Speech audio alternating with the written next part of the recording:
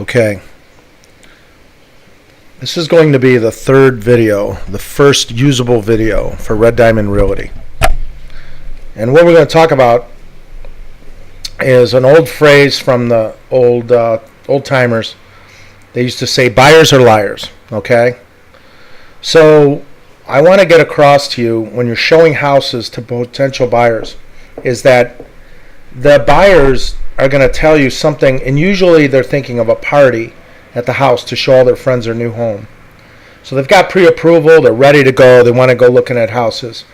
And what they're going to do is they're going to tell you the things that they want, right? They're going to tell you they want a kitchen, they want a nice living room, a nice bedroom, a couple of bathrooms. Anymore, it's always 3 bedrooms or more, and it's always 1.5 baths minimum. That's kind of where we're at these days. Those used to be kind of luxuries, but now they've become standard. So what's going to happen is you're going to go into a house, and your client is going to go through the kitchen that you looked up for them, and they're not even going to really glance at it. They're going to look out into the yard and say, well, the yard's kind of small. And you're thinking in your head, I don't remember anything about a yard. You know, they wanted a kitchen, 1.5 baths, 3 bedrooms. This is a small yard, but I didn't really pay attention to yards. So in your first 3 showings when you have a new buyer, they are going to tell you what they think they should tell you, but in their heart is something else. Let's say they have 2 dogs. They're going to want a yard for those dogs. And so you just have to kind of make a notation yourself, because these days you always hear about the people who say the realtor wasn't listening to them. In fact, the realtor might have been listening to them too well.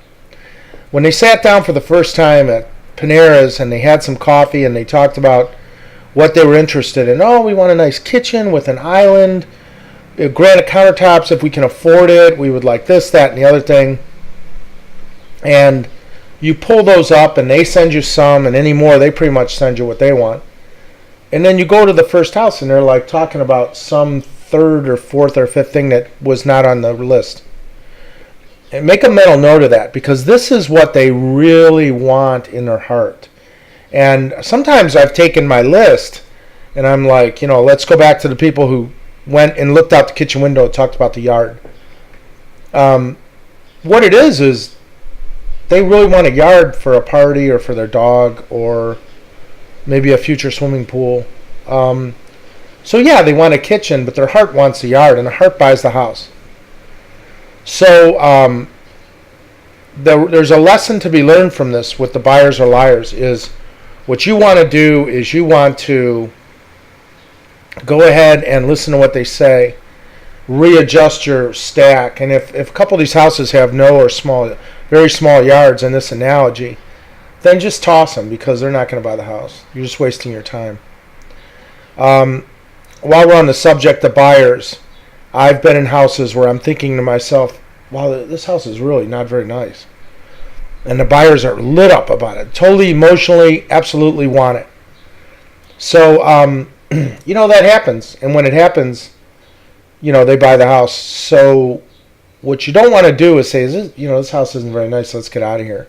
I used to do that to try and bond with the buyers. But it's a mistake, because it's paramount to asking somebody if they're pregnant. Just don't do it, because they might like the house. And paramount's not the right word. Tantamount? But you get the point, is don't do that, because they might like the house. They might really want it. And so if you say you don't like it, then that bond that you're trying to make with your client is severed. And it gets tough to rebuild that. Because they're wondering why you don't like the house, and then you don't, by extension, like them and their taste, and it creates a lot of psychological mumbo jumbo you really don't want to get into. So the best thing to do is just kind of point out a couple bad things to a house, which helps to show them that you're really working for them.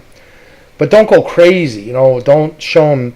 If you show them more than 4 or 5 things, they're not going to buy the home usually. So this is our first video. I'm not going to make it very long. So buyers are liars, sellers are worse, is an old saying. So this is your first video about buyers. Have a nice day. Tom Diamond signing off.